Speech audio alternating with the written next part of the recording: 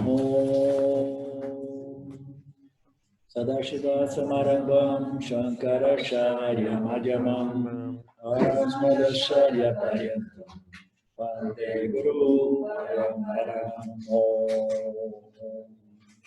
Om Shanti Shanti Shanti Om. So, welcome back. Bem-vindos de volta. Nós temos o início dos ensinamentos do Gita, no capítulo 2, no verso número 11.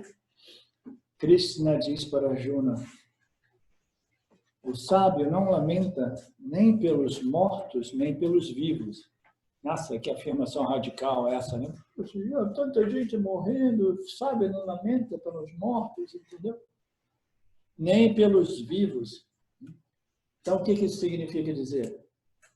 Que uma pessoa sábia, ela não se lamenta, ela aceita a vida assim como ela é. Né? Ela compreende que em Nitya, tudo aquilo que é criado é mantido e é destruído em seu devido tempo, de acordo com essas leis kármicas universais, que são precisas. Ishvara é como um computador biológico, né, feito de autoconhecimento, de uma precisão que ele não é sujeito nem mesmo a um ataque de vírus. Né? Se as forças da escuridão, do diabo, do demônio, quiserem atacar esse universo criado por Ishvara, mandando uns vírus, entendeu? Impossível. O sistema de antivírus de Ishvara é uma coisa, proteção total, cobertura total. Ele é preciso. Então, essas leis, elas são precisas. E a coisa mais fundamental nessa existência, nessa ordem aparente, é de que tudo aquilo que é criado é destruído. Nada permanece aqui para sempre. Até mesmo essas grandes montanhas que existem por milhares de anos, né? Geologia ou arqueologia, nos dias de hoje, são capazes de dizer: essa montanha aqui tem 3 bilhões de anos. Putz, é quase eterna, né? Mas não é eterna. Tudo em Nitya tem um início, um meio e um fim. E do ponto de vista dessa compreensão dessas leis básicas, fundamentais, universal de Nitya, de que tudo que é criado é destruído, o sábio, sendo uma pessoa madura, diz: pô, eu não posso me lamentar toda vez que um bebezinho novo aparece, nasce, e também não posso me lamentar quando esse bebezinho cresce, envelhece, desenvolve doença e morre. Ou por questões quaisquer que sejam, as pessoas precisam deixar o corpo porque é o seu parada karma, é o seu momento de deixar o corpo, entendeu? Então, um sábio não lamenta nem pelos objetos vivos, nem pelos objetos mortos. Significa que ele não se lamenta de nada, né? Porque ele compreendeu que, do ponto de vista de Nitya, tudo que nasce precisa morrer. E do ponto de vista de Satya, nada realmente nasce, nada realmente existe, nada realmente morre. Então, vamos ver aqui qual é o ângulo da qual ângulo Krishna vai começar a tentar ajudar a Arjuna a compreender a situação de modo que ele possa exercer o seu papel como general do exército do Dharma. Né? Ele pode falar em termos de Nitya, em termos de Dharma, em termos psicológicos humanos, a respeito do seu papel, da sua psicologia, da sua reputação, etc. Ele pode usar qualquer estratégia que seja, desde que ele consiga motivar a Arjuna a engajar essa luta. Mas, naturalmente, o Gita, esse texto, é um texto não somente referente à batalha, né, do Mahabharata, no qual Dharma e Adharma, mas é um texto também a respeito de liberação ou moksha. Portanto, é uma guerra, uma batalha entre ignorância e conhecimento que precisa, inevitavelmente, entrar no aspecto filosófico, ou no aspecto do Jnana Yoga, do Vedanta, que é esse aspecto extremamente radical a respeito da natureza de tudo como somente consciência e existência. Portanto, a consciência e a existência é aquilo que existe além do nascimento e da morte, além do início do universo, do meio e do fim do universo. E, portanto, o sábio, ele não se lamenta nem por nada que é criado, nem nada que é destruído. E nesse universo existem somente duas categorias de objetos: aqueles que estão vivos e aqueles que deixaram de existir, né? Aquilo que está vivo e aquilo que morre, aquilo que vive e aquilo que morre. Então, o sábio, ele não se lamenta pelos mortos, não se lamenta pelos vivos. Não significa que ele seja uma pessoa apática, indiferente, né? Sem nenhuma empatia pelo sofrimento, pela dor dos outros, entendeu? Não significa que ele seja um robô espiritual, eu não sinto nada, entendeu? Não. O Yanni, eu conheci alguns Yannis, não presencialmente, mas eu fui discípulo de Nisargadatta Maharaj, e eu vivia daqueles livros, eu lia eles dezenas de vezes, todos os livros dele.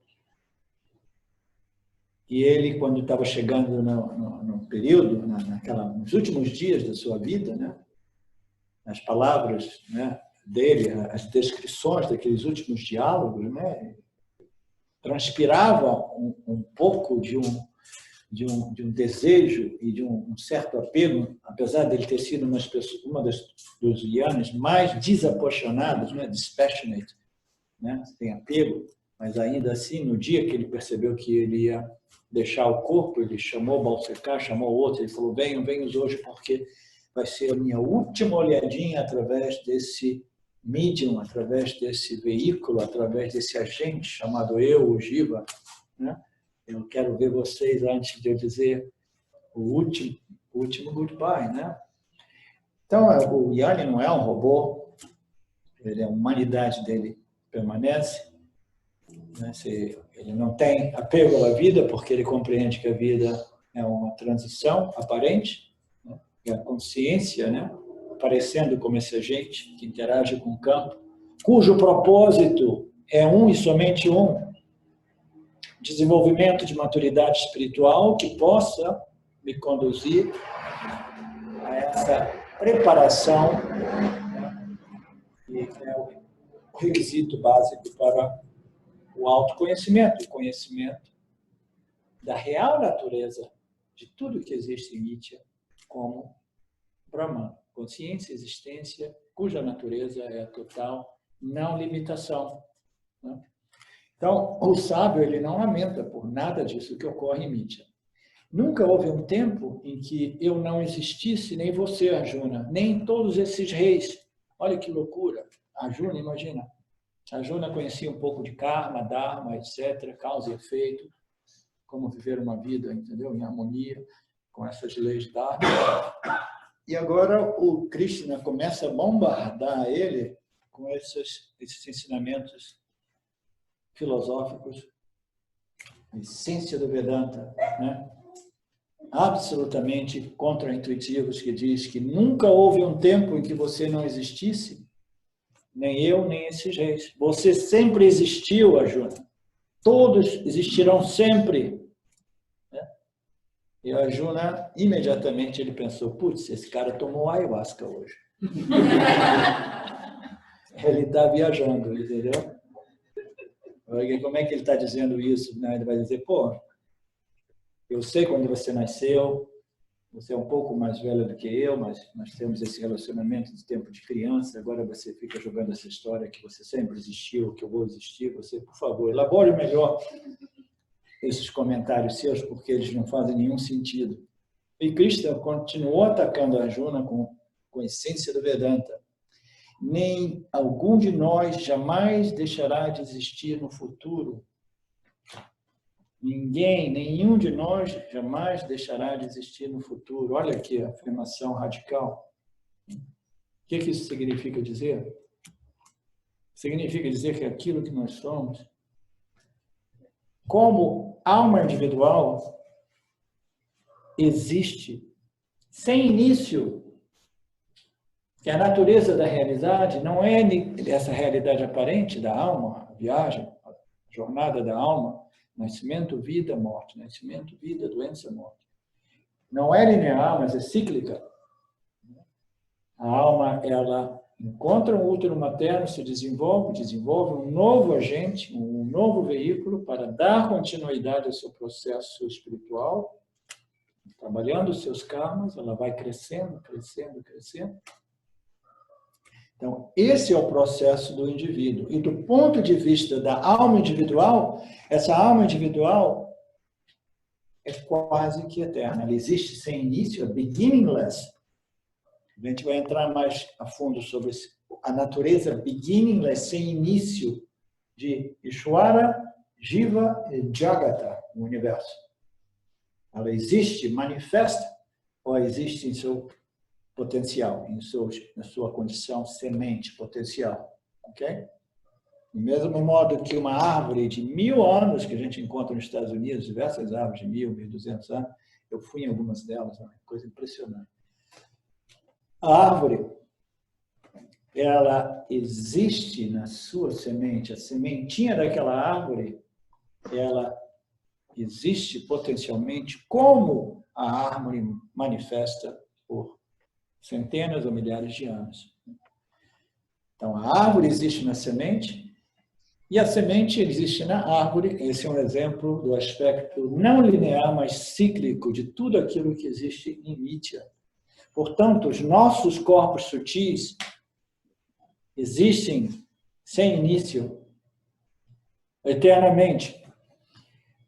Mas Krishna, né, nesse verso 11, ele está atacando Arjuna com um conceito ainda mais elevado, que está dizendo que aquilo que é a essência dos três corpos, o corpo causal, o sutil e o seu corpo físico, aquilo que é a essência de Ishvara e Jagata, o universo, a essência de tudo, que é a sua natureza, existe para sempre. Nenhum de nós deixará de existir no futuro. A gente pode interpretar de dois modos. Os nossos corpos sutis, eles sobrevivem à morte do corpo físico e eles, devido a esse processo kármico, eles produzem um outro agente físico para dar continuidade a esse processo de elevação espiritual, que é conducente à moksha. Todo esse universo é criado para nós. Não é? Isso não deve servir ao propósito da gente se sentir, como é que nós somos importantes? Não. Esse universo é uma cocriação. Os jivas, através de suas ações, eles produzem as vasanas macrocósmicas que permitem a Ishvara continuadamente a projetar, manter e destruir esses universos. Então, nós, como alma individual, nossos corpos sutis, nós existimos sem início. E como consciência, existência, a essência, o substrato desse corpo sutil, desse corpo físico e desse corpo causal, a nossa mente inconsciente, nós existimos quase que eternamente como alma individual, mas nós existimos eternamente em nossa essência como Brahman, como Satchitananda, como existência, consciência, esse princípio, consciência, que testemunha tudo e qualquer fenômeno existente em Nitya. Portanto, Krishna diz, nem algum de nós deixará de existir no futuro, porque aqueles que vivem num corpo experienciam o nascimento, infância, juventude, velhice e obtenção de um outro corpo. Todos aqueles nós que vivemos como agentes jivas, indivíduos, jivas individuais, nós experimentamos inevitavelmente o nascimento, o crescimento, os prazeres e dores da vida, né? O nosso processo de elevação espiritual. O processo do jiva não é feito só de elevação espiritual. Elevação e declínio, elevação e declínio. O declínio pode ser tal que a gente talvez reencarne como uma pedra, nem mesmo como um jiva do reino vegetal ou animal. Entendeu? Nós somos sujeitos à elevação, nós somos sujeitos a declínio espiritual, e o nosso livre-arbítrio, ele exerce esse papel fundamental nas direções de nossas trajetórias espirituais. Né? Aqueles que vivem num corpo experienciam inevitavelmente o nascimento, a infância, a juventude, a velhice, a doença, a morte, e com a morte, o que ocorre? A obtenção de um novo nascimento, um novo corpo. Por que a gente obtém um novo corpo? Quem é que pode me responder? Por que a gente inevitavelmente obtém um novo corpo? Rápido, quem que pode dizer? Para experienciar. Para experienciar. Por quê? Porque eu sou viciado em experiência. Eu tenho uma vassana por experiência. A vassana, que é a mãe de todas as vassanas, é uma vassana por experienciar, experimentar o mundo dos objetos. Esse mundo desse objeto. O Mitya, o mundo dos objetos aparentes. Então, essa vassana, esse apego aos objetos de desejos, né? essa aversão aos objetos de medo, né? É a que nos traz de volta num outro corpo, num outro útero, para que nós possamos dar continuidade aos nossos processos, dar continuidade ao nosso trabalho espiritual. Então, todos nós temos que passar por nascimento, infância, juventude, velhice, doenças, dores crônicas. Tomara que não aconteça comigo, dores crônicas. Né? Dores crônicas, doenças crônicas. Se vocês vissem os vídeos que demonstram a condição do Swami Dayananda, quando ele estava nos últimos dias antes de deixar o corpo, né? Antes dele deixar o corpo, ele insistia de ainda continuar a estudar, ensinar Vedanta, mas a mente dele já estava tamásica, o ensinamento foi comprometido, a brilhanteza da sua capacidade como propagador já estava comprometida. E no final das contas, antes dele deixar o corpo, ele quase que não dizia coisa com coisa mais, entendeu? Era aquele corpo velho, cheio de doença. Então, isso é inevitável. A única diferença é que o Jnani, aquele que compreendeu, assimilou, reteve, livre de qualquer dúvida, a sua real natureza, como Satchitananda, ele é livre dessas forças gravitacionais que vêm a constituir um corpo, um nascimento novo, essas forças, desejos e aversões por coisas, pessoas, situações, circunstâncias, experiências que possam me resolver e contemplar e completar. O Jnani, quando ele desenvolve esse conhecimento muito claro, muito firmemente retido, essas energias, essas vassanas por mais experiência, mais conhecimento, mais associações, mais isso, mais aquilo. Essas vassanas, elas não possuem a força necessária para produzir um outro agente. Aí as escrituras dizem que a alma individual ela se dissolve, né, no oceano de Brahman, no oceano da consciência, existência infinitamente limitada. Eu não quero mais moksha, não, cara. Eu não vou me dissolver no oceano. Não, pô, eu tenho tanta vaidade, eu sou um rio importante, né?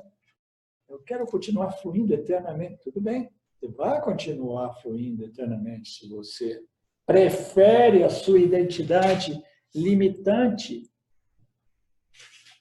como jiva, né? Agora, por que permanecer apegado numa identidade com o corpo e com a mente, essa complexo, essa construção corporal? Por que permanecer apegado a uma identidade inferior, uma identidade que nos sujeita a prazeres e dores, prazerzinho, dores, prazerzinho, dores, prazer, dores.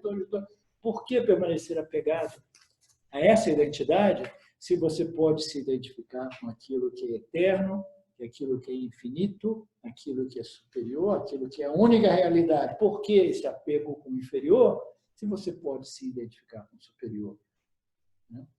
Então, requer muita contemplação e compreensão, porque senão a gente volta, mesmo que a gente esteja muito desenvolvido espiritualmente, mas a gente quer voltar porque eu quero manter a minha individualidade. Eu não quero me dissolver no oceano de Brahman. Vocês compreendem o quanto radical seja o Vedanta? Vocês têm que pensar muito seriamente se o Vedanta é para vocês e se vocês são para o Vedanta. Porque o Vedanta é para raros indivíduos. Não estou com isso tentando desqualificar nenhum de vocês. Entendeu? Eu estou muito feliz de encontrar um grupo de pessoas assim que caíram, né, na minha vida, do nada, devido a esses dois aqui, o Mário e a Thaís. Eu espero que tantos de vocês sejam realmente, seriamente, dedicadamente, né, interessados na liberação, ou moksha, né? Aqueles que vivem num corpo experienciam nascimento, infância, juventude, velhice e obtenção de um outro campo. Portanto, é insensato lamentar. Por que você vai lamentar por alguma coisa que é parte integrante, né, de Nitya, que é a temporalidade? Nitya, tudo é bound by time, é temporal. Não existe nada que seja eterno. Mas eu ouvi dizer que existe um elixir, né? Um elixir, que se você tomar esse elixir, você alcança a imortalidade. Aí todo mundo vai para as florestas, ou vai para os Himalaias, vai procurar aqueles sejos que têm o elixir da imortalidade. Não, eu quero a imortalidade, né? Quem que não quer imortalidade? Apesar de todas as dores, a gente tem um amor embutido pela vida, né? A gente gostaria, né? Mas uma maturidade espiritual é aceitar aquilo que é inevitável, que é a mortalidade das constituições físicas do Jiva. Né? Então, esse é um fato inevitável e requer muita maturidade aceitar a morte do corpo físico com elegância. Né? Mas se a gente quer a imortalidade, a gente pode buscar a imortalidade num dessas cavernas ou com alguns desses sages do Himalaias, mas quando a gente chegar lá, a gente vai ficar frustrado, porque o sage vai dizer: você quer a imortalidade? Tudo bem, então você vai ficar aqui comigo por muitos anos. Mas, poxa, eu ouvi dizer que era um líquido, uma bebida que você toma e, bum, você vive para sempre. Eu falo: não, isso não é bem assim, não. Esse elixir é feito de conhecimento puro. Você precisa compreender a sua real natureza de modo que você possa transferir a sua identidade, a identificação do corpo, para a consciência que vivifica e que anima esse corpo. Se você transfere, shift a sua identificação do corpo para a consciência e existência, você assume a sua essência imortal, aquilo que existe além do paradigma espaço-tempo. Então, o elixir da imortalidade é feito de conhecimento, mas não existe imortalidade para o corpo físico. Porque as leis de Nitya, elas não podem ser alteradas. Aquilo que tem um início tem um fim. Todos nós passaremos pela velhice, pela doença, pelas dores crônicas, alguns não, e inevitavelmente um outro corpo. Portanto, é insensato lamentar. Sentidos de contato dão origem a sensações, sempre em mudança, de calor e frio, prazer e dor. Então, o que significa isso? Significa que deixe que os sentidos, os órgãos sensoriais nossos, exerçam os seus papéis, entendeu? Porque eles darão origem a sensações, a experiências Nós temos 5 órgãos de recepção e 5 órgãos de ação, né? Os órgãos dos sentidos e os órgãos de ação. Esses órgãos de ação, eles naturalmente eles se conectam com seus respectivos objetos, né? Então, eles se conectam com seus respectivos objetos. Então, Krishna está dizendo para ele que esses órgãos sensoriais, eles dão, inevitavelmente, origem a essas experiências sensoriais. Essas experiências sensoriais são em constante modificação. Por quê? Porque em Mithya, os objetos, eles sempre se modificam de um momento ao outro. Qual é o objeto mais maravilhoso que a gente gosta, gente? Um objeto de experiência. Ah, é um gelato numa gelataria italiana. Não. O objeto de experiência que a gente mais gosta é uma condição mental chamada Shanti, paz e clareza mental, tranquilidade, contentamento, satisfação, paz. Esse é o objeto de experiência mais desejado por todos nós. A gente quer o gelato italiano porque nos propicia um momento de ananta, de paz. Eu me sinto pleno, completo, satisfeito. Nenhum desejo está me perturbando. Então, o objeto de desejo número 1 de todos nós é esse estado de satisfação, de plenitude, de paz, de contentamento, né? Mas ocorre que os objetos, os órgãos sensoriais, eles naturalmente eles vão permanecer conectados aos seus respectivos objetos, e esses objetos eles estão em constante mudança, sempre em mudança. Ele utiliza o calor, o frio, o prazer e a dor. Então, esses objetos, né, que a mente é em contato através dos órgãos sensoriais, eles produzem esse constante fluxo de modificações, de percepções, que produzem experiências sempre em modificação. Então, o Krishna está tentando dizer, e você nem pense em tentar fugir para a floresta e virar um yogi para evitar o contato sensorial com o mundo, porque não é por aí. Deixe que os órgãos sensoriais se conectem com seus respectivos. Saiba que não somente o corpo cresce, envelhece, adoece, morre, mas tudo em Mithya é em constante modificação. Os órgãos sensoriais deixem que eles estejam conectados com seus respectivos objetos. Não significa que a gente não precise regular os nossos órgãos sensoriais. Controlar, regular é uma palavra melhor. Moderação é tudo nesse caminho espiritual, entendeu? Então, a gente vai regulando nossos órgãos sensoriais, mas deixe que eles contatem todos os pares de opostos, as experiências dualistas de prazeres e dores, de calor e frio, que são as leis naturais de Nietzsche. Então, os sentidos de contato dão origem a essas sensações, sempre em modificação, de calor, frio, prazer e dor. Você não tem escolha, além de experienciá-las.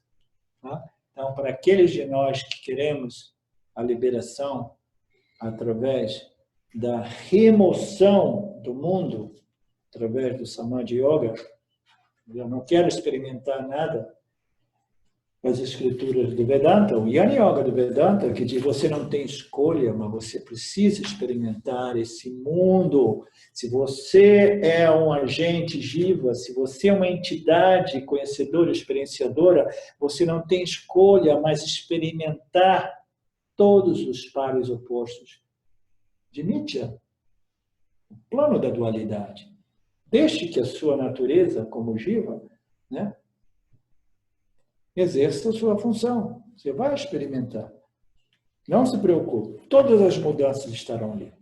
Inclusive, a sua experiência a respeito do seu corpo físico. O corpo físico é um objeto que ocorre dentro do âmbito do nosso intelecto. O intelecto sabe, putz, os cabelos estão ficando mais grisalhos, estão caindo, as rugas estão aumentando, o nível energético está declinando. Então, tudo isso tem que deixar seguir sua própria natureza. Não tente controlar o que é impossível de ser controlado. Viva uma vida natural, mas faça da sua vida uma vida sábia através da compreensão das leis, daquilo que não pode ser mudado. E compreenda aquilo que pode ser mudado dentro de mim. E essa mudança é o que nós chamamos de purificação ou elevação do intelecto, entendeu? Espiritualmente. Essa mudança é uma mudança absolutamente necessária. Tá? Isso só é possível através do conhecimento espiritual, né? Você não tem escolha, mas experienciar esse mundo de objetos dualistas. Somente uma pessoa honrada, não afetada pelo prazer e dor, está apta à libertação. Somente uma pessoa honrada, não afetada pelo prazer e dor. Essa honrada é uma palavra interessante, mas eu preferiria ter substituído, muito provavelmente, honor eu teria que ver mais ou menos o significado real dessa palavra honor, uma pessoa de honra, honrada, entendeu? Mas somente uma pessoa madura, ela é capaz de desenvolver uma equanimidade em relação aos prazeres e dores da vida. Somente uma pessoa madura, uma pessoa de honra, né? Uma pessoa sábia, ela consegue viver livre dessas experiências de prazeres e dores, de altos e baixos, de circunstâncias favoráveis e desfavoráveis, né? Somente uma pessoa sábia, madura, não afetada pelo prazer e a dor, que são os dois polos opostos de Nietzsche. É impossível viver aqui somente experienciando prazer. Somente uma pessoa honrada, não afetada pelo prazer e dor, é uma pessoa qualificada para o autoconhecimento. Tem um microfone aberto lá, Marcelo. Somente uma pessoa honrada, não afetada pelo prazer e a dor, é uma pessoa qualificada para o autoconhecimento. O que isso significa dizer?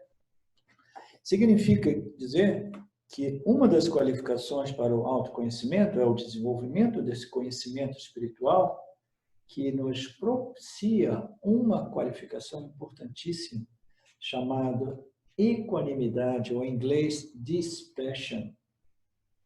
A dispaixão, a equanimidade, a resistência, a imunidade, a força mental e emocional que me permite não pirar toda vez que eu tenho sucesso, que as coisas são totalmente favoráveis aos meus desejos, ou esborrachar de cabeça no chão, deprimido, toda vez que eu fracasso, né, nos meus projetos.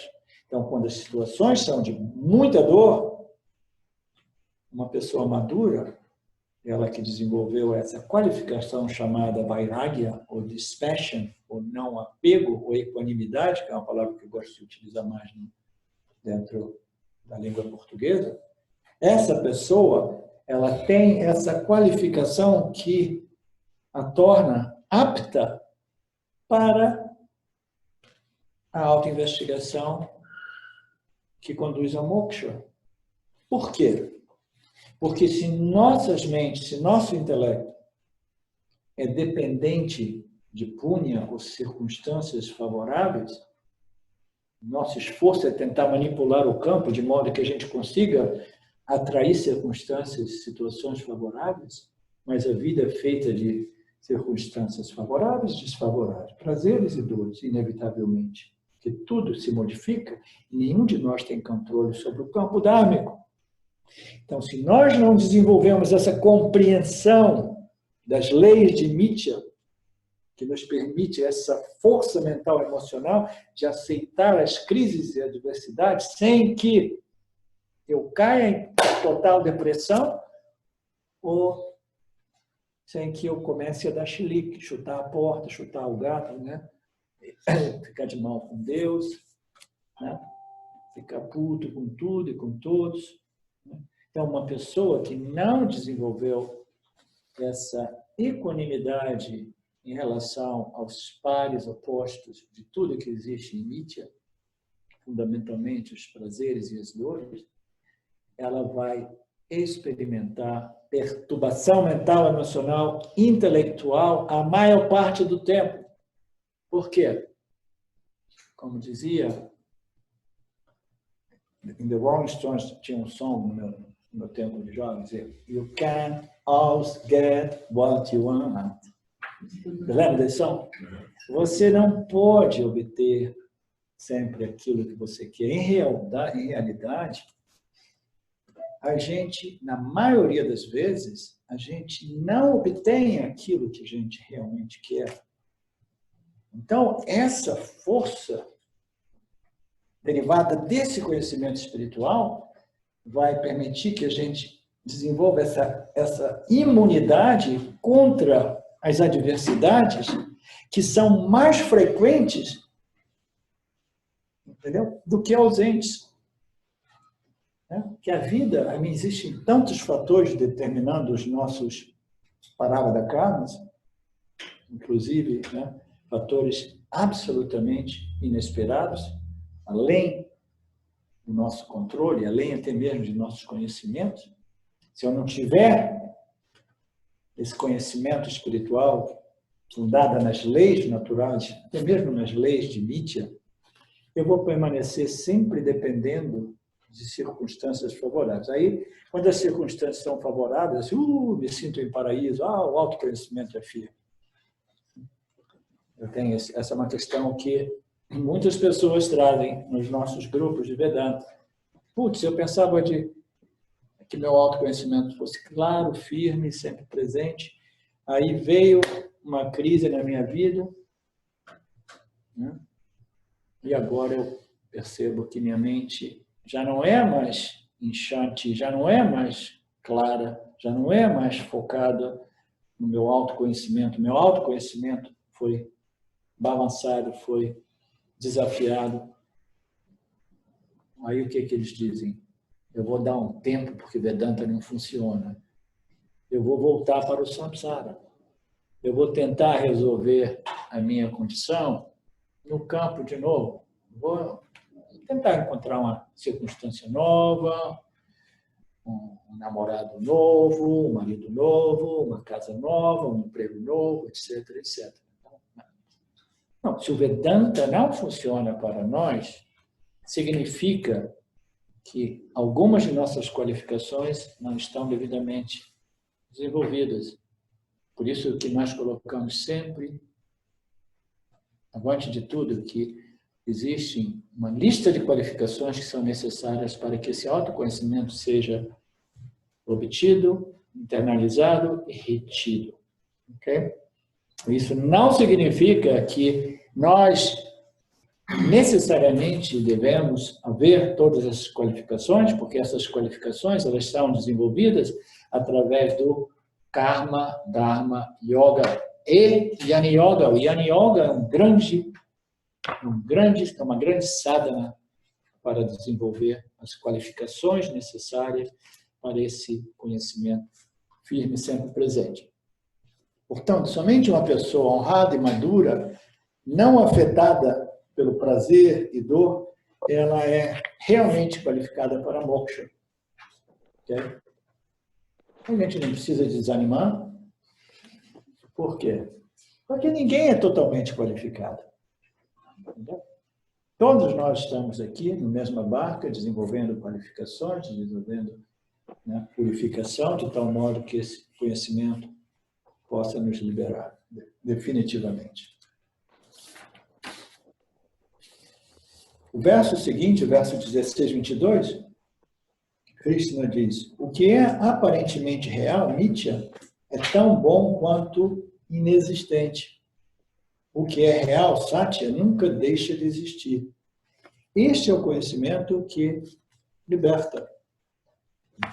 Então, de novo, Krishna, se no verso anterior a gente poderia interpretar como alguns aspectos do karma, dharma, agora ele resolveu definitivamente entrar no Jnana Yoga do Vedanta, os ensinamentos mais essenciais e puros do Vedanta.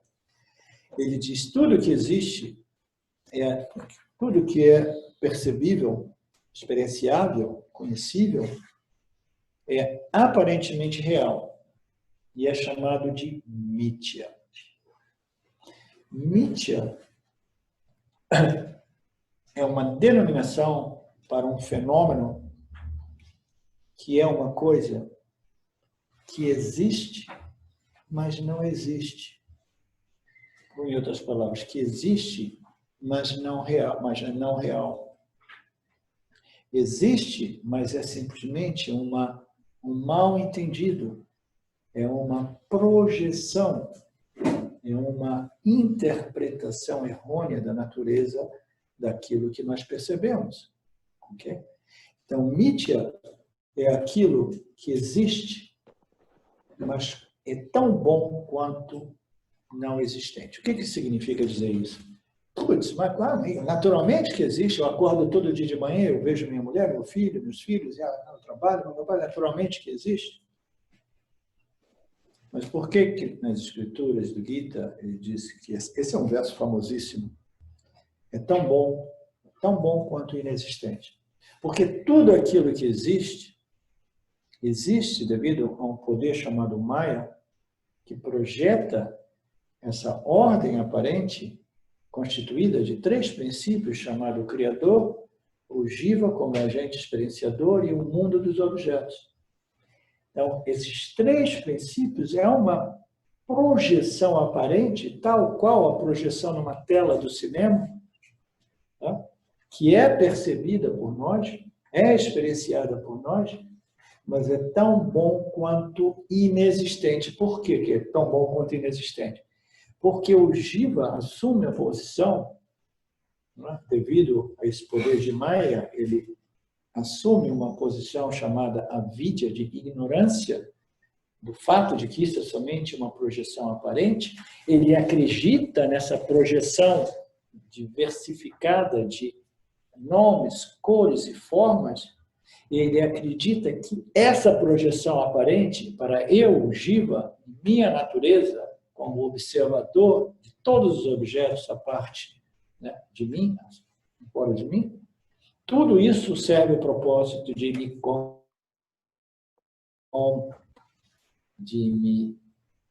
produzir a minha satisfação, a minha felicidade, a minha plenitude.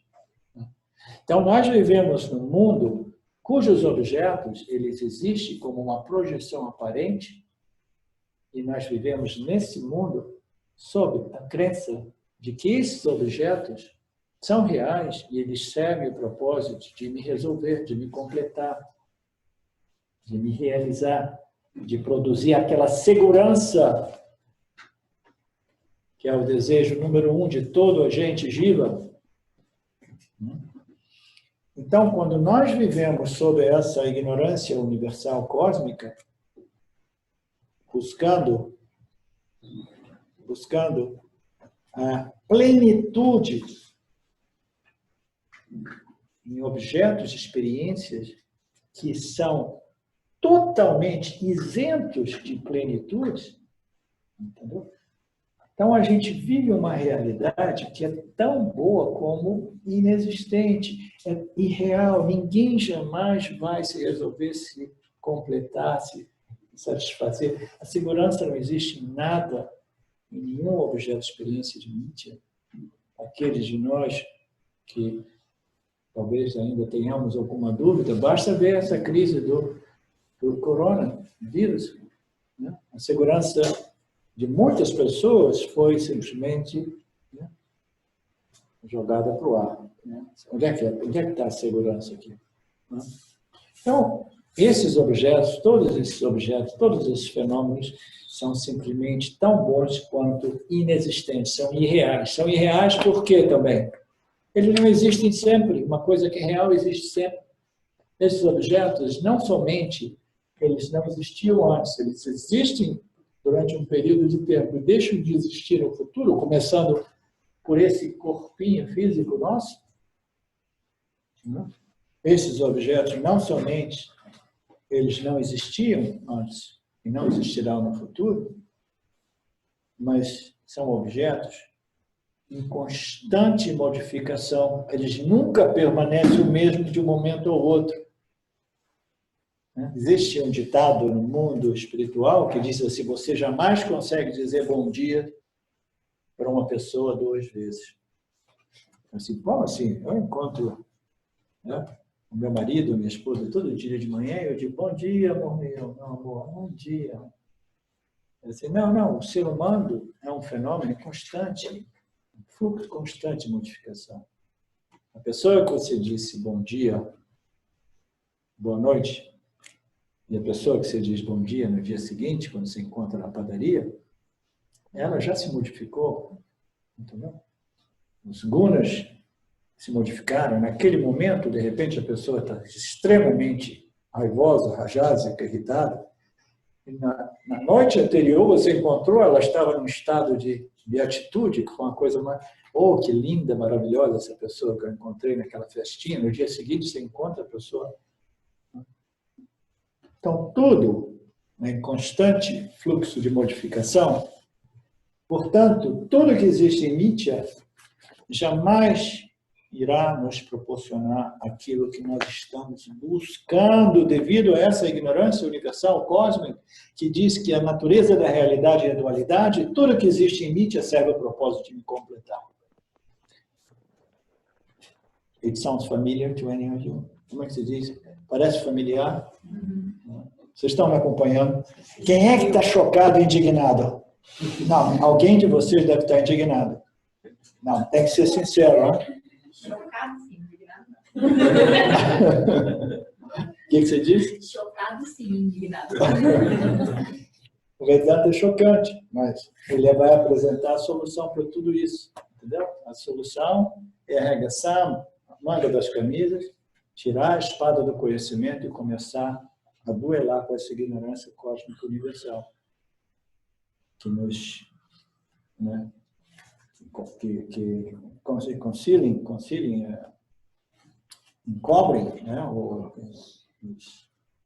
essa cegueira espiritual que não nos permite compreender que tudo é somente a consciência e a existência desse observador, né, desse testemunha não experiencial chamada minha consciência, que é a única realidade, que tudo isso ocorre dentro do âmbito de mim mesmo, e eu já sou pleno, eu sou a existência de tudo, a consciência infinitamente limitada, porque eu sou o substrato dessa ordem de realidade aparente, chamada o mundo dos objetos dualistas. O que você ia dizer, querido? Dentro das escrituras, sempre é reforçado bastante a questão do desejo ardente para a libertação. E esse é um ponto que me pega bastante, porque é algo que tem que ser despertado e alimentado por nós, que a gente não nasce simplesmente com esse desejo, porque a gente vive no mundo de objetos e que a gente é ensinado o tempo todo a ter apego a eles. O desejo ardente pela libertação, ele causa uma não vontade de viver em Nitya, ou a gente é liberado pelo Vedanta se continuar? Só um minutinho. Eles vão dar uma vida. Vocês no web, vocês ouviram a pergunta? Não, né? Você pode passar. Nós temos um microfone aqui. Eu escutei. Ouvimos, sim. A Ouvimos. produção aqui é super profissional.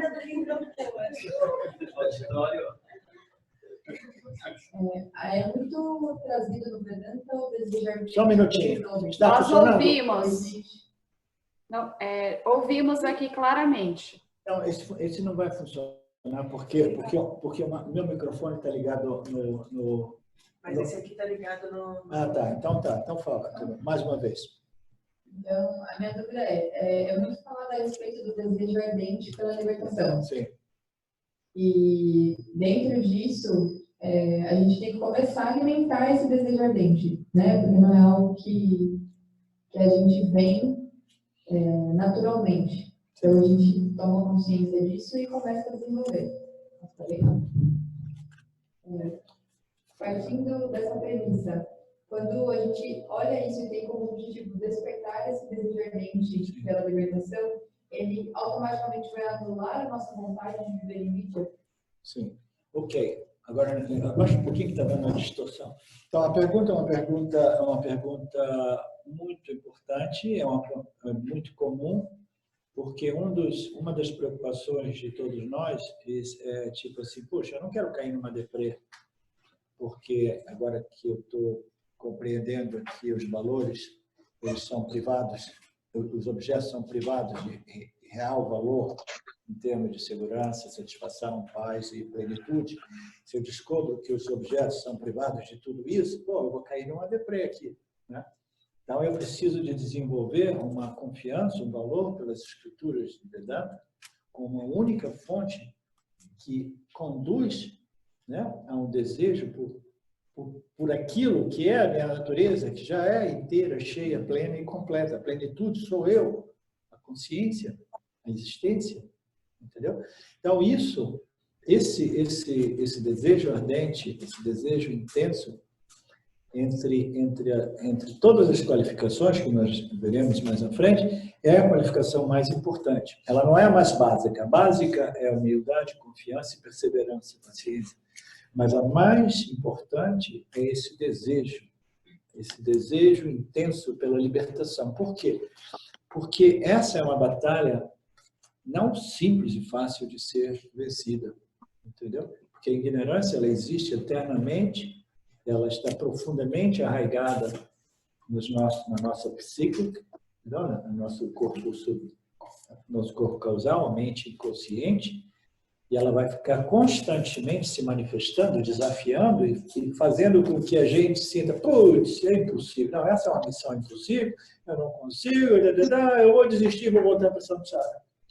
A menos que esse desejo seja um desejo muito intenso, as pessoas, elas levantam, elas tiram a espada do conhecimento e começam a encarar de frente essa ignorância universal cósmica. Mas depois de algum tempo, elas dizem assim, não, eu vou fazer como a Arjuna, eu vou abaixar minhas armas e vou dizer, basta, não luto mais, não quero mais saber disso, cansei, eu vou voltar para o samsara. Você sabe quantas vezes eu fiz isso na minha vida? Diversas vezes. 2, 3 vezes eu falei, chega. Entendeu? 10 anos, 15 anos tentando liberação, moksha, iluminação. Aí chegou um ponto que eu falei, chega, vou voltar para o mundo, vou cuidar do aspecto prático da vida, trabalho de novo, tentar voltar para a minha profissão, estabelecer, principalmente quando você começa a ver os cabelos grisos aparecendo, putz, é melhor começar a cuidar da minha velhice aqui, porque senão eu vou acabar um mendigo espiritual lá na Índia, né? Então, se esse desejo não for intenso, a maioria de nós, entendeu? Ela desiste num determinado ponto, porque essa é uma batalha difícil de ser vencida.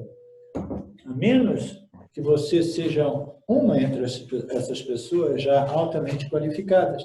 Se nós somos altamente qualificados, o autoconhecimento e moksha é fácil, simples, entendeu?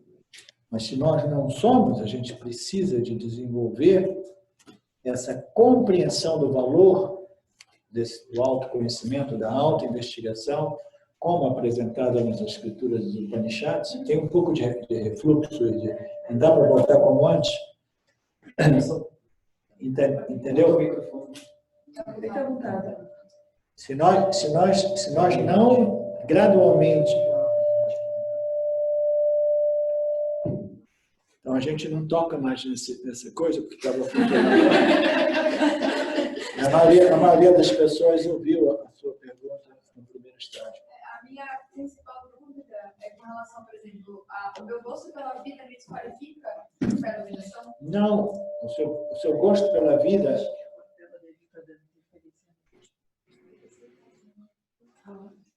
Ou lapela. Fala agora. O gosto seu pela vida nada mais é do que a atração que eu sinto pelos objetos de experiências que Mitya, que o mundo, o universo me proporciona, o mundo, no meio ambiente, a minha atração por tudo isso, gradualmente, ela vai ser convertida ela vai se transformando num desejo de compreender a minha real natureza como já inteiro, pleno e completo. Entendeu? Então, o desejo nosso por experiência de objetos, ele vai se convertendo num desejo por compreender a minha real essência, natureza, identidade, como aquilo que já é inteiro, cheio e completo. Inteiro e completo. Entendeu? É uma conversão gradual. E a gente não precisa de ficar assustado, porque, por exemplo, quando você se apega a um objeto, quando você é muito jovem, quando você é uma criança, você tem aquele apego.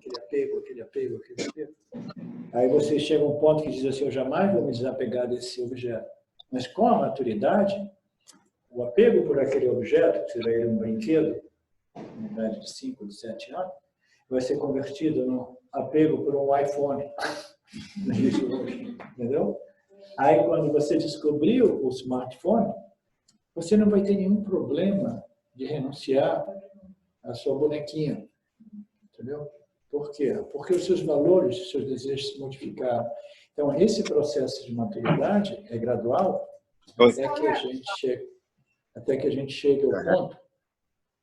gente chegue ao ponto de naturalmente, né, recolhermos os nossos órgãos sensoriais, que são inevitavelmente conectados com o campo, mas a gente começa a recolher, e o melhor termo é regular.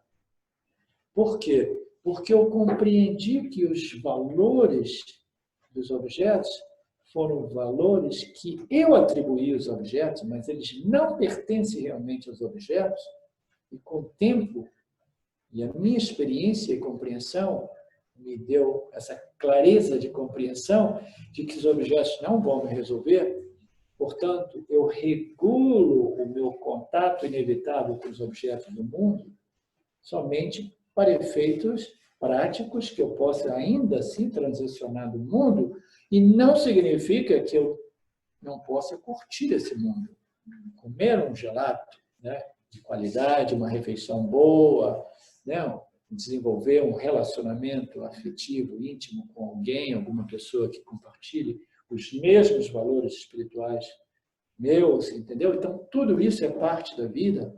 O que ocorre nesse processo é que, gradualmente, esses objetos de experiência, eles já não irão possuir a mesma força gravitacional que faz com que o jiva, os seus órgãos sensoriais, fiquem presos nos objetos. Você se torna mestre dos seus órgãos sensoriais, ao invés de escravo dos órgãos sensoriais, que por questões de vícios, de hábitos, de vasanas, elas constantemente eles permanecem presos e dependentes desses objetos de repulsão, de aversão e desejos, entendeu? Então, você vai desenvolvendo o quê? Vai desenvolvendo aquela qualificação que o Krishna dizia anteriormente, que somente aqueles indivíduos maduros e honrados, eles são não afetados, não perturbados pelos pares opostos de prazeres e dores, né?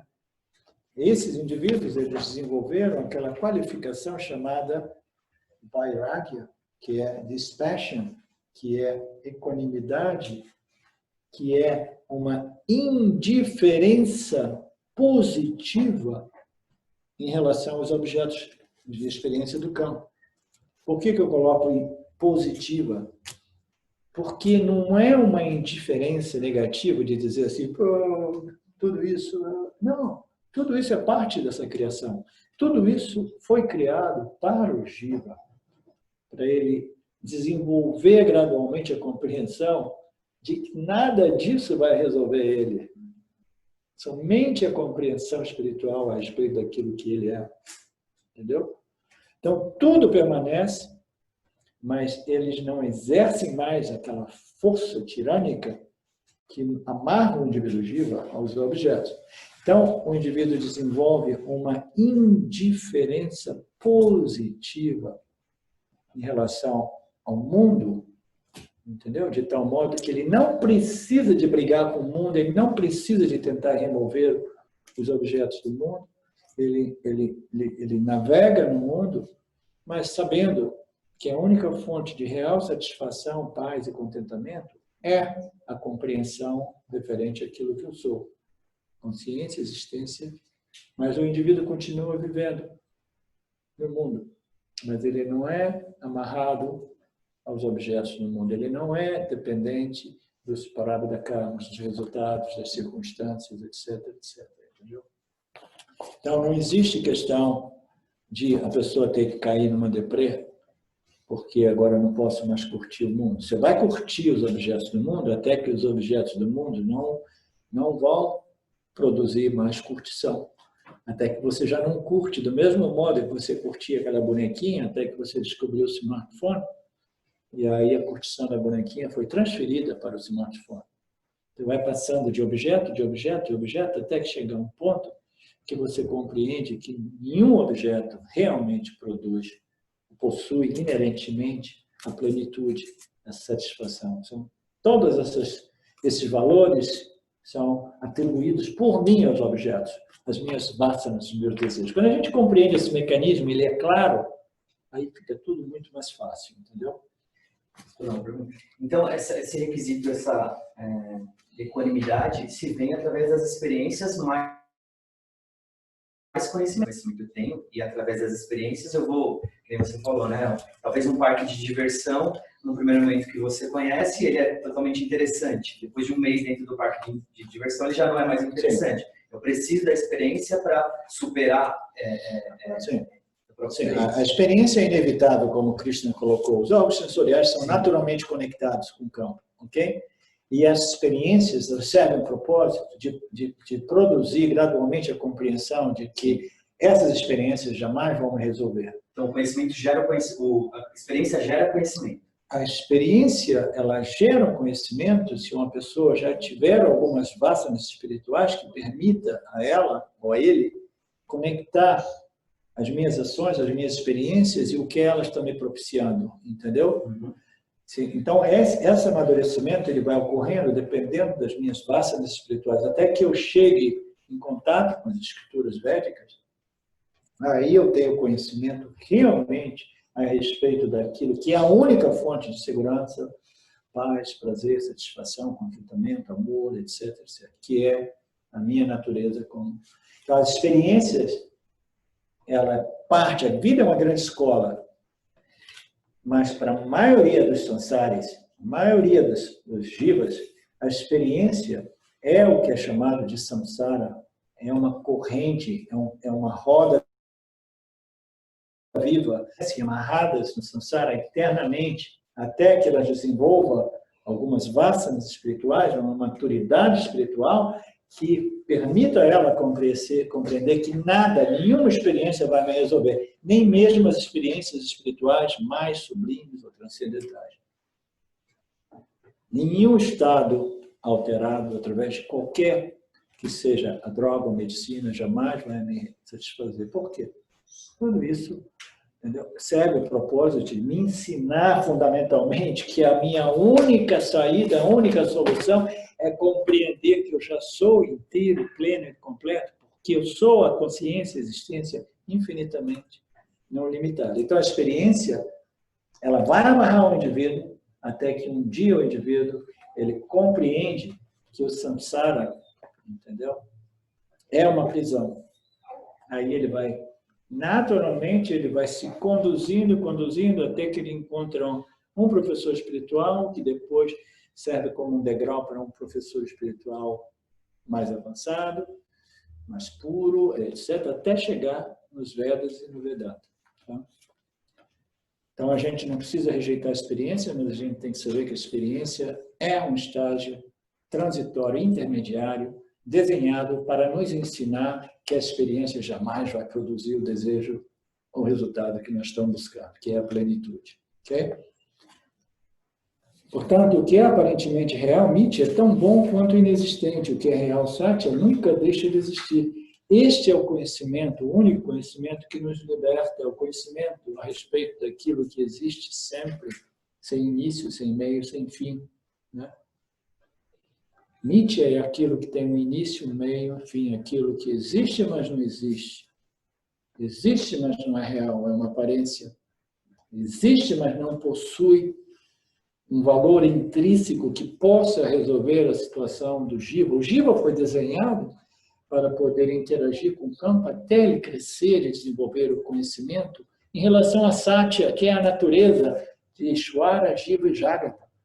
Somente o jiva tem a capacidade de compreender a natureza sua, que é a natureza de tudo, que é Satya, a única realidade, o único princípio que existe sempre. A realidade é aquilo que existe sempre, sem jamais sofrer alguma modificação. Lembra que Krishna no início disse: se quem escolher a mim saiba que eu não vou fazer nada. Por quê? Porque Krishna no Gita é apresentado como a ação de Brahman. Brahman nos Upanishads é apresentado como existência e consciência. No Gita ele é apresentado como Krishna. E Krishna diz claramente: e eu não faço nada. Eu sou a karta. Eu não faço nada. Eu sou simplesmente a presença que é presente em todos os seres vivos, né? Sejam eles inertes ou sencientes. Eu permaneço como esse princípio que existe sempre, sem jamais se modificar. Eu sou o símbolo da sua existência e eu vou estar presente para te ensinar o néctar da imortalidade, que não é em contradição com Mithya e as leis de Mithyas. Portanto, levante e lute. Não tente fugir para as florestas, levitar o seu Dharma, devido a esse sentimentalismo barato, que não é nada além de uma ignorância espiritual, um apego, uma dependência com alguns desses objetos, o outro, né, os seus gurus, os seus parentes, que estão no outro lado do campo. Né? Levante e lute, porque você é Satya, você é aquilo que jamais pode ser matado ou morto. Que a parte vai ser morta. Você não pode matar, você não pode morrer, o fogo não vai te queimar, a água não vai te afogar, o ar não vai te secar, nenhum dos elementos pode acabar com você, porque você é o substrato de todos os elementos. Portanto, aí a pessoa poderia, legal, então tudo bem, eu posso ir para a floresta e ficar meditando em tudo isso. Não, mas Krishna diz: portanto, levante e lute. Porque essa ordem de realidade chamada Mithya é o campo dármico no qual os jivas podem interagir até desenvolver essa compreensão e esse conhecimento que os liberta de Mithya.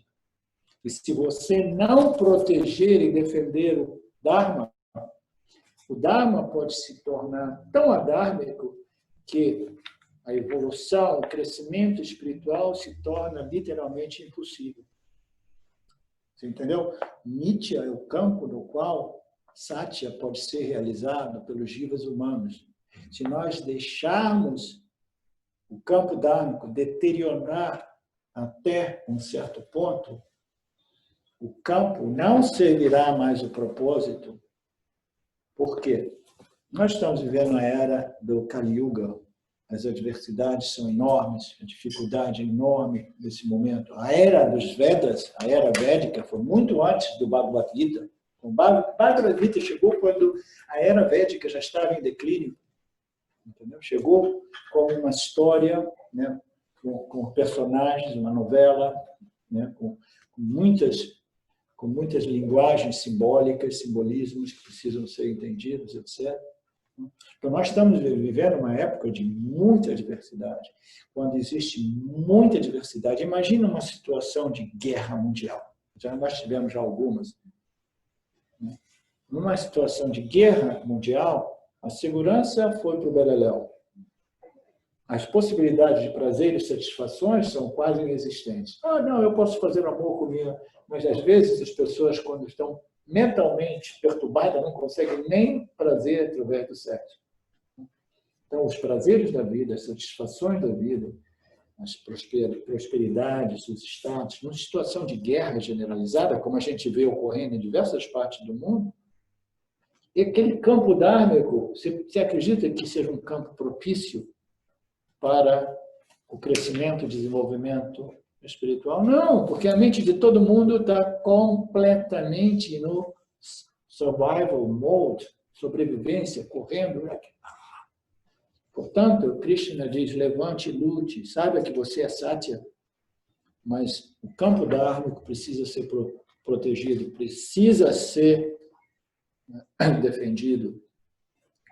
Uphold Dharma, proteja. São duas ordens de realidade que não são contraditórias. Aquilo que é aparentemente real, Nitya, é tão bom quanto o que é inexistente. O que é real, Satya, nunca deixará de existir. Esse é o único conhecimento que nos libertará. Conheça aquilo, aqui está escrito aquele tem um contexto de aquele, pessoa, né? Personificação. Pessoalidade. Conheça aquilo, aquele princípio, o qual é indestrutível. De novo, né? Tá jogando Yana Yoga para Arjuna. Conheça aquilo, o qual é indestrutível. Aquilo que permeia e penetra este inteiro universo, o substrato de tudo, a natureza de tudo, a essência de tudo, a essência dos elementos.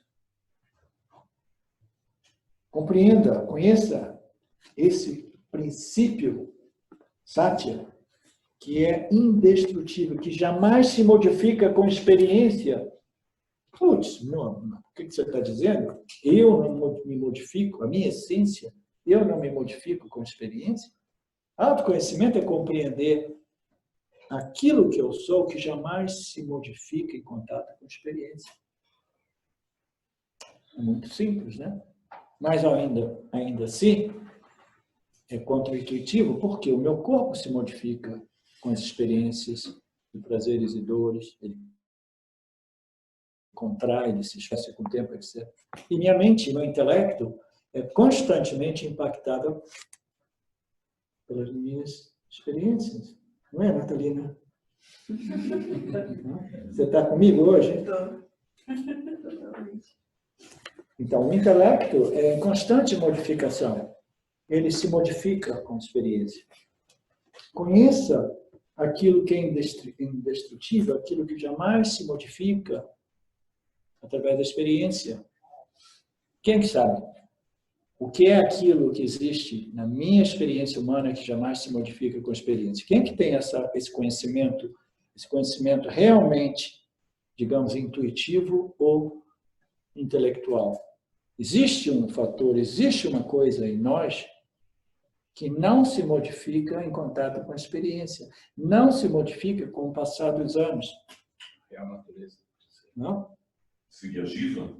Jiva? Não, o Jiva se modifica. O Jiva é o complexo corpo-mente, que é em constante fluxo de modificação. Né? A estrutura física, a estrutura mental, a estrutura causal, o nosso subconsciente, o corpo de Vassana está se modificando. O Jiva é em constante modificação, mas existe um princípio, aquilo que da vida, que vivifica, que ilumina o intelecto do Jiva. Essa consciência, se nós observarmos, é esse princípio indestrutível que jamais se modifica com a experiência. Atman. Atman, o ser, aquilo que nós somos, a existência, self. Okay? Conheça esse princípio indestrutível que jamais se modifica com a experiência. Esse princípio é o substrato de tudo. É o substrato do meu corpo físico, do meu corpo sutil, do meu corpo causal e de tudo aquilo que existe. É a natureza de tudo, é o substrato de tudo, é a essência de tudo. Conheça esse princípio, aquilo que é indestrutível. Ninguém pode causar a destruição daquilo qual nunca se modifica. A realidade é aquilo que é sempre presente, sem jamais se modificar. o significado metafísico dessa palavra realidade, ou real, é aquilo que existe sempre, sem jamais se modificar. E a única realidade é a nossa consciência. E a nossa consciência não é o nosso intelecto. O intelecto é o agente, o instrumento através do qual eu, consciência, me torno um aparente, jiva, uma entidade que transaciona para experimentar, conhecer e crescer, desenvolver, até que eu compreenda a minha natureza como Satya.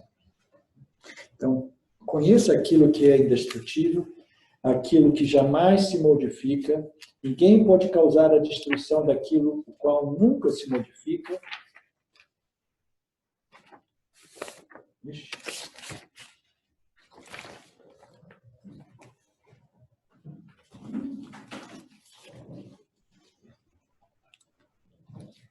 Obrigado. Obrigado.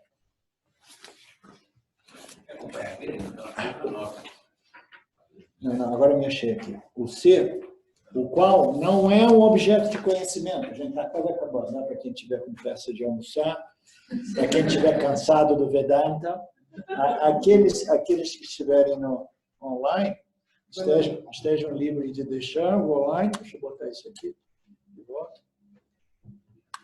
Os meus amigos do Vedanta Brasil, o Vedanta Varonil. Então, o qual não é um objeto. Conheça aquilo que é sempre presente, jamais se modifica com experiência, aquilo que é a única realidade, que é você, o qual não é um objeto de conhecimento. Putz, agora complicou de vez, né? Porque está dizendo que a realidade, aquilo que jamais se modifica, aquilo que é sempre presente, não pode ser conhecido objetivamente. Não é um objeto de conhecimento. E é indestrutível, mesmo que ele viva aparentemente em corpos mortais. Ele aparece como os nomes e formas de todo o universo. Ele aparece como todos os seres inertes e sencientes. Ele aparece como os jivas. Mesmo que ele apareça como vivendo dentro desses corpos mortais, mas esse princípio, consciência, que é a nossa natureza, ele não é mortal, ele é eterno, ele é indestrutível. Ele é indestrutível mesmo que ele aparentemente viva como um corpo animado, vivo, vivificado, que vai por aí fazendo e acontecendo, imaginando, pensando, batendo com a cabeça aqui e ali, aprendendo algumas lições, gradualmente, né, crescendo, até que ele possa relaxar e compreender aquilo que é indestrutível. Dentro da minha experiência humana existe esse princípio que jamais se modifica e que não é sujeito a lei da temporalidade inerente à mídia, né? Qualquer um que pense que o ser mata ou que pode ser morto está sob a influência de Maya e não sabe realmente qual é a verdade. Qualquer pessoa que pensa que o ser mata ou que o ser pode ser morto está sob a influência de avidya, a ignorância, não sabe a verdade. Esse ser que você é não é nascido, então como ele pode morrer? Hã? Você nasceu, Natalina? Diz a verdade, você nasceu? Ah. Tá vendo como é que é difícil ensinar Vedanta? Ele está aqui quase 2 horas. E a Natalina diz que ela tem um certificado de nascimento que diz que ela nasceu em 1915. Não, 1975.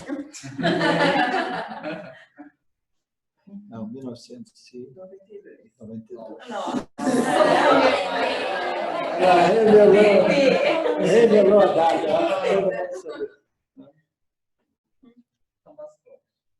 Ele é sempre presente. Ele nunca nasceu, ele nunca irá morrer.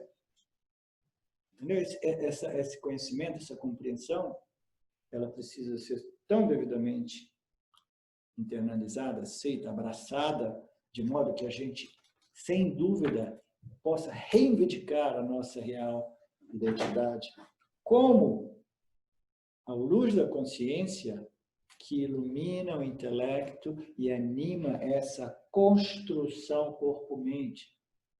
Eu sou esse princípio que não possui uma data de nascimento e uma data de óbito. Não tem início, não tem fim. O início e o fim de tudo que existe em Mithya ocorre dentro dessa ordem aparente, dentro do âmbito da minha existência consciência. Esse princípio que testemunha tudo, sem jamais ser modificado por tudo aquilo que ele testemunha. Eu não sou intelecto. Eu não sou intelecto sutil, eu não sou a mente.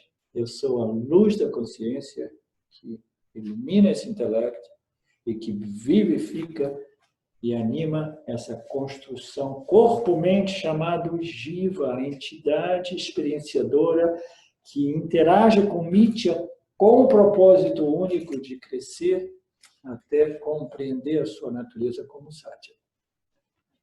Ele é sempre presente, esse princípio, e não está sujeito ao tempo. Quando o corpo morre, ele não morre. Como pode você dizer que você vai matar, se você matar os seus queridos entes, parentes e gurus? Como você está me dizendo que você vai matar, que você é um matador, se você conhece o ser, conhece exatamente, compreende o que eu estou te dizendo, Arjuna? Se você compreende o que eu estou te dizendo, você não diz que você nasceu, que você vai morrer, você compreende que nada e ninguém pode realmente morrer. Porque tudo é somente Brahmana, consciência, existência, aparecendo com nomes e formas, nessa ordem de realidade aparente chamada Mithya, que é tão real como quase totalmente inexistente, mas ainda assim precisa ser protegida, precisa ser rejeitada, precisa ser respeitada em sua ordem, em suas leis. Essa ordem é fundamental, essa ordem dharmica, porque é somente dentro dessa ordem aparente que a realidade absoluta pode ser obtida. Somente o Jiva pode obter esse conhecimento a respeito da realidade absoluta. Como pode você, então, dizer que você é um matador se você conhece o ser assim como ele é? Tal como uma pessoa troca velhas roupas por roupas novas, o habitante interior desiste de seu velho corpo por um outro novo. Essa passagem é uma passagem maravilhosa que eu quero elaborar mais, mas a gente já passou do tempo, né? E a gente vai deixar para depois do almoço, porque o habitante interior, ele precisa ser muito bem compreendido, ok? Porque aquilo que nós somos não habita dentro do corpo. O corpo habita dentro daquilo que nós somos. Eu preciso elaborar um pouco isso, tá? Então, a que horas nós iniciaremos? Então, às 14h30, 14h30. daqui a 2 horas, a gente pode almoçar e digerir o almoço. Melhor a gente manter um almoço leve, para a gente não ficar dormindo aqui. Tá? Om Purnamada Purnamidam Purnamudachyate Purnasya Purnameva Vashishyate Om Shanti Shanti Shanti. Thank you, Lord. Thank you. Obrigado a todos vocês. Saudações. Eu quero aqui deixar um pequeno testemunho. Através do estudo do Vedanta, com os ensinamentos sendo esclarecidos especificamente pelo professor Arlindo Nagar, foram canceladas em mim algumas noções que eram relacionadas com a ideia que eu tinha a respeito de alcançar algo que representasse uma grande realização espiritual. Então o Vedanta fez com que, pela compreensão, a minha mente ela abandonasse o papel de buscador espiritual E isso para mim foi um marco inicial para uma outra relação com o processo de desenvolvimento espiritual, do qual, saibamos disso bem ou mal, é um processo que fundamenta a vida de todos nós. E eu digo isso para estimular todos aqueles que chegam no Vedanta Brasil e entendem que podem se beneficiar da profunda imersão direcionada para o autoconhecimento que é promovida nesse grupo de estudos, que é um grupo que existe graças ao trabalho altruísta do professor Arlindo Nagar, suportado também pelo trabalho voluntário de pessoas que contribuem para a manutenção do grupo de diversas maneiras. E entre as várias formas de contribuir com esse trabalho, as contribuições regulares em dinheiro, elas são necessárias. Então, se você se beneficia do trabalho desenvolvido no Grupo de Estudos Vedanta Brasil, faça uma contribuição. Qualquer quantia é muito bem-vinda. As informações para transferências em dinheiro ficam disponíveis na seção avisos do nosso grupo no Facebook e serão colocadas na descrição desse vídeo aqui também. Namaskaras.